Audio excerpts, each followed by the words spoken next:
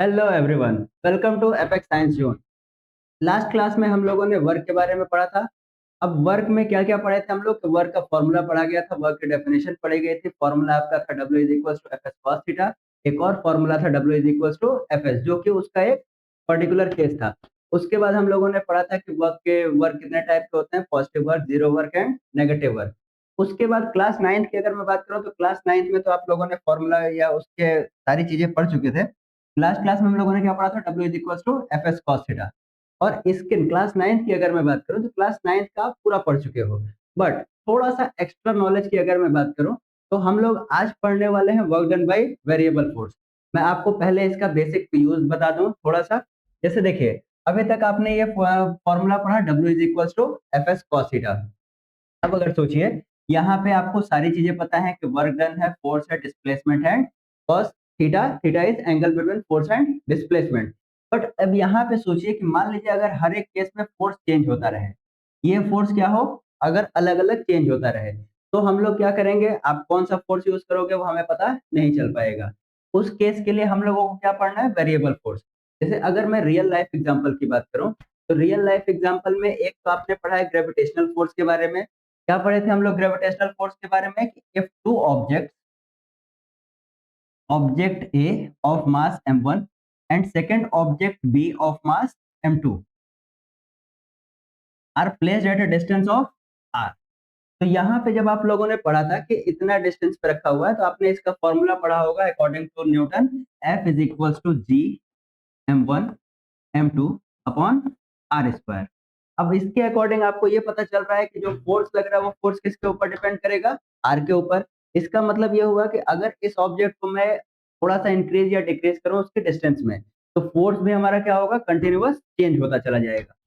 और एग्जांपल की अगर आप बात करोगे, मान लो आप कोई ऑब्जेक्ट पुश कर रहे हो, तो एक प्लेस से दूसरे प्लेस तक उसको ले जाने में आपको आपको भी पता है कि एक प्लेस से दूसरे प्लेस तक ले जाने में उसमें क्या होता है? कई बार फोर्स ज्यादा लगाना पड़ता है, कई बार फोर्स कम लगाना पड़ता है। कहाँ पे आप कितना फोर्स लगाओगे वो डिपेंड करेगा सरफेस के ऊपर और बाकी चीजों के ऊपर। इसकी अगर मैं बात करूं, इसमें आपको पता है कि अगर इस ऑब्जेक्ट, आइदर दिस ऑब्जेक्ट और दिस ऑब्जेक्ट, किसी को भी मैं डिस्प्लेस करूं, तो आर की वैल्यू चेंज होती जाएगी। और आर की वैल्यू अगर चेंज होती जाएगी तो इस फोर्स की वैल्यू भी क्या होगी? चेंज होती जाएगी। तो उसके अकॉर्डिंग हम लोग किस केस में कौन सा फोर्स यहाँ वर्क डन फाइंड करेंगे, वो हमें फाइंड करना क्या होगा? डिफिकल्ट होगा। उसके लिए हम क्या पढ़ते हैं? Work done by variable force. अब इसको पढ़ने से पहले अगर मैं आपको थोड़ा सा और बता दूं, जैसे देखिए,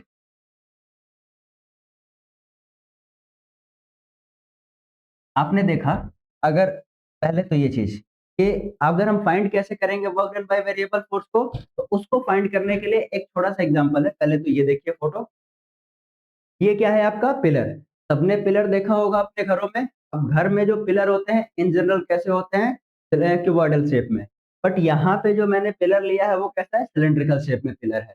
क्यूबॉइडल शेप के जो पिलर या जो स्ट्रेट वॉल होती है उनके ऊपर टाइल्स लगाना हमारे लिए क्या है? टाइल्स और मार्बल, कोई भी चीज आप लगाएं, वो लगाना हमारे लिए क्या होगा? इजी रहेगा। बट अगर हम ऐसे सिलेंड्रिकल पिलर की बात करें, इस पे टाइल्स लगाना हमारे लिए क्या है? डिफिकल्ट है। आपको पता है कि टाइल्स कैसी आती है? स्ट्रेट फॉर्म में। और अगर स्ट्रेट फॉर्म में आ रही है तो उसके ऊपर टाइल्स को कर्व करना हमारे लिए पॉसिबल नहीं है। अब इसके ऊपर अगर हमें ऐसे लगाना होता है तो हम इसको क्या करते हैं? उसको स्मॉल स्मॉल पीसेज में कट करते हैं। जैसे यहाँ पे आप देख पा रहे हो कि इसको कट किया गया है, इसको कट किया गया है ऐसे, यहाँ से ये पतला पार्ट एक पोर्शन हुआ। ऐसे ही और पोर्शंस भी क्या किए गए हैं? इसको कट किए गए, स्मॉल स्मॉल पार्ट्स में इसको कट कर लिया गया। स्मॉल पार्ट्स में कट करने का एडवांटेज ये है कि अगर हम कट कर लेंगे तो उतना एरिया हम मान सकते हैं कि वो क्या है? ऑलमोस्ट स्ट्रेट लाइन जैसा वर्क करेगा, पतला पतला अगर वर्क करेंगे तो वहां पे आप टाइल्स को लगा सकते हो। इसलिए जब भी हम इसको आगे सॉल्व करेंगे, तो उसको जब भी वेरिएबल फोर्स का वर्क डन फाइंड करेंगे तो कुछ इसी कॉन्सेप्ट का यूज करेंगे। अब एक और चीज थोड़ा सा आते हैं हम इसके ऊपर। अगर मैं ग्राफ की बात करूं तो ग्राफ में आप देखोगे, सबसे पहले मैं एक ग्राफ आपको प्लॉट करता हूं किसके किसके बीच में? फोर्स एंड डिस्प्लेसमेंट के बीच में। फर्स्ट केस क्या है? Work done. अगर मैं यहाँ की बात करूं तो यहाँ पे मैं कौन सा लेता हूँ? Constant force. Work done by constant force. अब आपको ये पता है कि अगर ये कांस्टेंट फोर्स है, तो अगर यहाँ पे ग्राफ प्लॉट होगा तो वर्क डन कांस्टेंट है, तो फोर्स, सॉरी, फोर्स कांस्टेंट है, तो यहाँ पे फोर्स के जो ग्राफ प्लॉट होगा वो किसके पैरेलल होगा, स्ट्रेट लाइन होगा, और किसके पैरेलल होगा, पैरेलल टू डिस्प्लेसमेंट एक्सिस। तो जो भी यहाँ पे ग्राफ बनेगा वो ग्राफ कैसा बनेगा, ये ग्राफ कुछ ऐसा बन जाएगा। अब थोड़ा सा आप नोटिस करो इस चीज को, अगर इस ग्राफ के अकॉर्डिंग मैं यहाँ पे बात करूं, ये आपका ब्रेथ हो जाएगा ऑफ ग्राफ, और ये क्या हो जाएगा, लेंथ ऑफ ग्राफ। इसके अकॉर्डिंग आप देख पा रहे हो कि यहाँ पे बना है क्या, एक रेक्टेंगल। और अगर मैं इसकी बात करूं तो रेक्टेंगल, एरिया ऑफ रेक्टेंगल कितना होगा, एरिया ऑफ रेक्टेंगल की अगर बात की जाएगी तो वो होता है L इंटू पी। अब यहाँ के अकॉर्डिंग आपका लेंथ क्या है, डिस्प्लेसमेंट है, और ब्रेथ क्या है, फोर्स है। आपने अभी तक पढ़ा हुआ है कि product of force and displacement is defined as work. तो वर्क इज इक्वल क्या हो जाएगा, फोर्स इनटू डिस्प्लेसमेंट। इसके अकॉर्डिंग मैं ये कह सकता हूँ कि ये जो इसके अंदर का एरिया जो बना वो एरिया पूरा क्या होगा आपका, वर्क डन।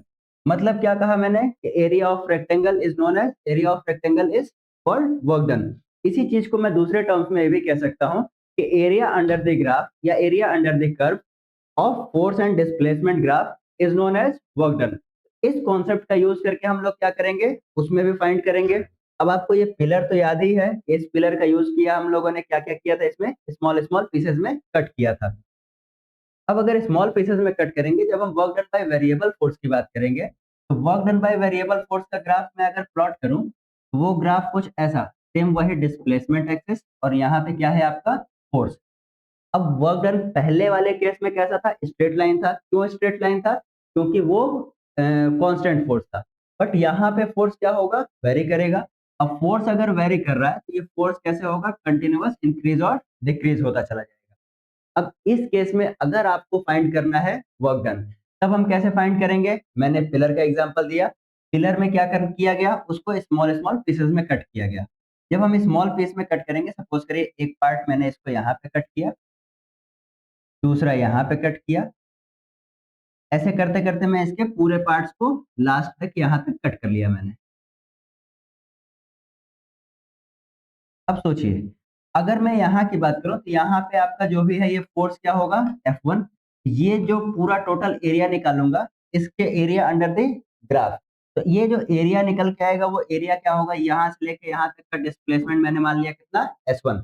और इसका जो इस ग्राफ का एरिया जो वर्क डन आएगा वो कितना आएगा, W1। सेकंड का आएगा कितना, W2। यहाँ पे force F2, displacement S2, and so on. यहाँ पे WN मान लेता हूं मैं, WN, force Fn, and displacement is Sn,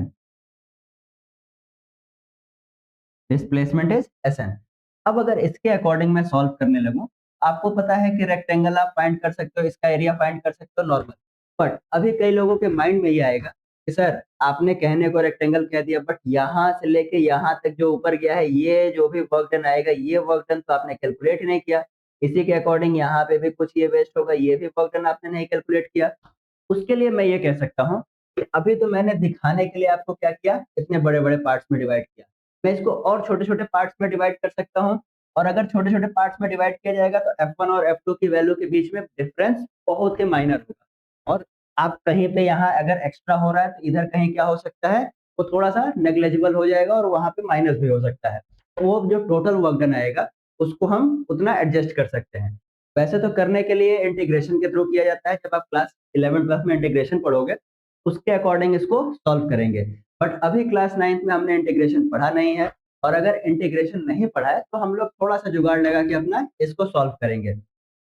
अब सॉल्व कैसे करेंगे, हमें फाइंड करना है work done. First work done, तो W1 इज इक्वल टू होगा F1 into S1, W2 is equal to F2 into S2, and so on करते जाएंगे तो WN is equal to Fn into Sn।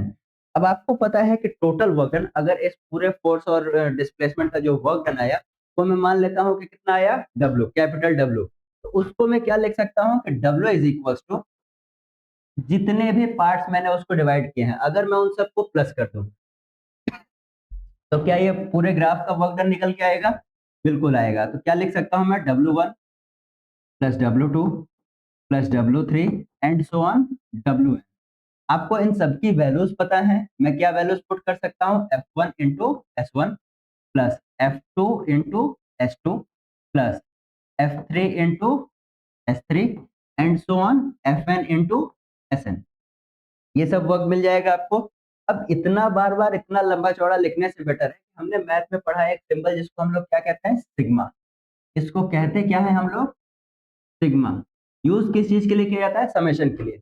जहाँ पे बहुत ढेर सारे नंबर लिखे हों उन सबको ऐड करके लिखने के लिए हम लोग किस सिंबल का यूज करते हैं, सिग्मा का। तो यहाँ पे भी मैं लिख सकता हूँ कि W is equal to sigma Fn into Sn। अब जो भी वर्क डन आप फाइंड करोगे बाय वेरिएबल फोर्स, उसको हम फाइंड करने के लिए क्या कर सकते हैं, इसका यूज किया जा सकता है। आप देख रहे हो क्या क्या किया मैंने। सबसे पहले आपको ये बताया कि इसको क्या करेंगे, अगर वेरिएबल फोर्स है तो उसको छोटे छोटे पार्ट्स में डिवाइड कर लेंगे। छोटे छोटे पार्ट्स में डिवाइड करने के बाद किया क्या जाएगा कि उसका यहाँ पे फोर्स अगर छोटे पार्ट में डिवाइड करेंगे तो फोर्स यहाँ से लेके यहाँ तक का फोर्स क्या होगा, ऑलमोस्ट कांस्टेंट होगा। और उस कांस्टेंट फोर्स के थ्रू वर्क डन फाइंड करने का फॉर्मूला हम लोगों ने पढ़ा हुआ है कि W इज इक्वल टू क्या होता है, Fs। उसके बाद अगर हम छोटा छोटा फाइंड कर लेंगे तो जितने भी टर्म्स में आप फाइंड करोगे उन सबको ऐड करके लिखा जा सकता है कि W is equal to sigma Fn into Sn। क्या इतनी बातें क्लियर हैं? अगर क्लियर हैं तो कुछ चीजें और मैं आपको बता दूं। ये तो हुआ work done by variable force. In general अगर आपसे बात की जाए तो यहाँ पे अभी क्लास 9th में आपका कोई यूज नहीं है, बट आपको एक्स्ट्रा नॉलेज के लिए मैंने ये बता दिया कुछ एग्जांपल्स भी। जैसे अगर आप साइकिल चला रहे हो, साइकिल चलाने में ऐसा होता है कि कई बार आप फोर्स ज्यादा लगाते हो साइकिल पे, कई बार ऐसा होता है कि आप फोर्स कम लगाते हो। अब उन सब की बात करोगे तो आपको अगर फाइंड करना, आप एक प्लेस से पॉइंट ए से पॉइंट बी तक गए साइकिल से, आपने कितना वर्क डन किया वो फाइंड करने के लिए यहाँ पे आपको क्या करना पड़ेगा, work done by variable force के ही अकॉर्डिंग फाइंड करना होगा। एक एग्जांपल मैंने अभी जस्ट दिया था कि अगर कोई दो ऑब्जेक्ट रखे हों जिनके बीच की डिस्टेंस क्या हो, आर हो, तो आपने पढ़ा हुआ है कि इन दोनों के बीच में ग्रेविटेशनल फोर्स लगता है और ग्रेविटेशनल फोर्स होता कितना है, F is equal to G m1 m2 upon r square. इसके अकॉर्डिंग मैं ये भी कह सकता हूँ कि F is inversely proportional to r square. अगर इतना कहेंगे तो जैसे ही मैं इसको डिस्प्लेस करूँ एक जगह से दूसरी जगह, तो यहाँ से यहाँ ले जाने में भी कंटिन्यूअस उसका फोर्स क्या होगा, वेरी करता जाएगा और वर्क डन भी क्या होगा, चेंज होता जाएगा। सेकंड, अगर इधर भी डिस्प्लेस करूंगा तो भी क्या होगा, सेम वही चीजें होंगी। तो इतनी बातें क्लियर हो गई।